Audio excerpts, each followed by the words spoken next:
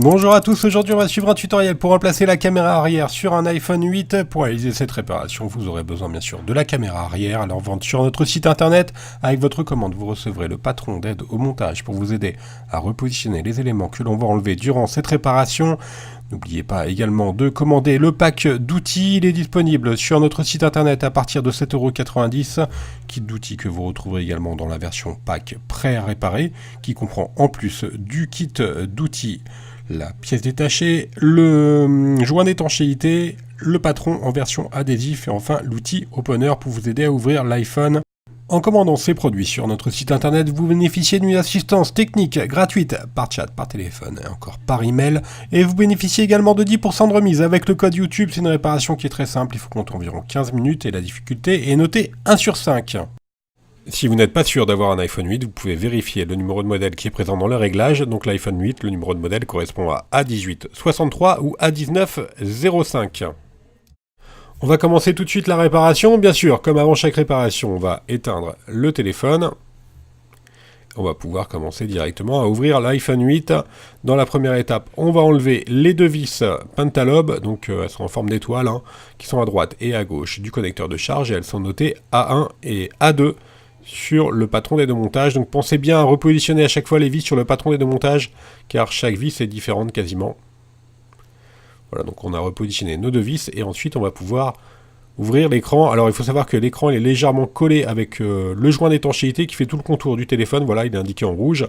Donc pour nous faciliter le démontage, on va chauffer légèrement tout le contour de l'iPhone, soit avec un décapeur thermique ou avec un sèche-cheveux. Encore une fois, c'est facultatif, Vous n'êtes pas obligé de le faire, mais ça va faciliter un petit peu l'ouverture du téléphone. Une fois qu'on a chauffé tout le contour, on va appliquer la ventouse juste au-dessus du bouton Home. On va tirer sur la ventouse et à l'aide d'un médiator, on va glisser le médiator entre la vitre et le châssis pour créer un point d'insertion. Et ensuite, alors là vous avez vu, on l'a bien fait à gauche. On va faire l'ouverture à gauche. Et ensuite, une fois qu'on a créé un petit point d'insertion, on utilise un médiator en métal. Et on va faire glisser le médiator sur tout le contour de l'iPhone. Et alors on va faire particulièrement attention, donc là on a fait la partie gauche, on va faire le haut et vous ferez bien attention à droite, vous n'allez pas tout faire, on va regarder juste après sur la partie droite parce que juste derrière vous avez les nappes de l'écran. Voilà, à cet endroit là il y a les nappes de l'écran, donc là on va pas passer le médiator parce que les nappes sont juste derrière. Et ensuite on va s'aider du levier pour finir de déclipser le bas de l'écran.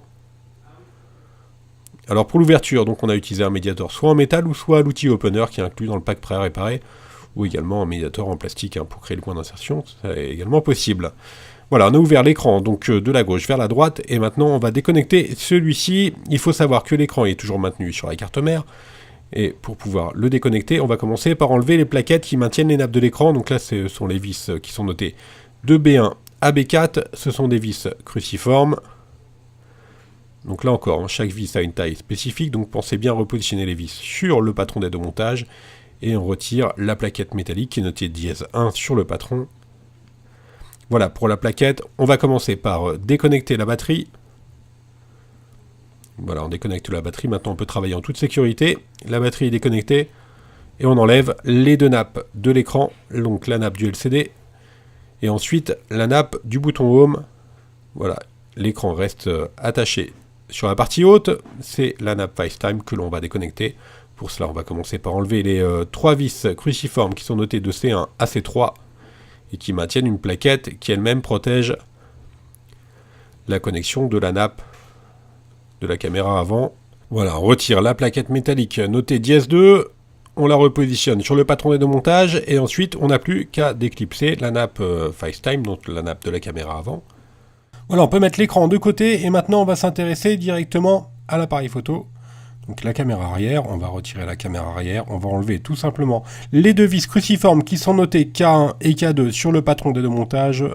Les deux vis cruciformes, elles maintiennent une plaquette métallique qui est notée dièse 13 et qui maintient elle-même la caméra arrière. Donc on n'a plus qu'à déclipser le connecteur de la caméra arrière qui noté dièse 14. Alors un petit point sur la caméra arrière, là c'est plutôt pour changer la caméra arrière. Si la lentille de protection elle est cassée, donc celle qui apparaît sur votre iPhone, qui est au dos, voilà, qui est juste derrière la caméra. C'est un autre tuto qu'il faut suivre, c'est le tuto de remplacement de la lentille. Voilà, là c'est pour la caméra. On a retiré notre ancienne caméra, on repositionne la nouvelle caméra tout simplement. Et on n'a plus qu'à reclipser la caméra arrière. On remet la petite plaquette qui maintient la caméra, elle est notée dièse 13. Et on va repositionner nos deux vis cruciformes. Voilà, la première et la deuxième avec un tournevis plat. C'est un petit peu plus simple. Voilà, une empreinte spécifique, tout simplement parce qu'il y a une autre vis qui vient se visser par-dessus. Maintenant, on va nettoyer le contour de l'iPhone, tout simplement le châssis.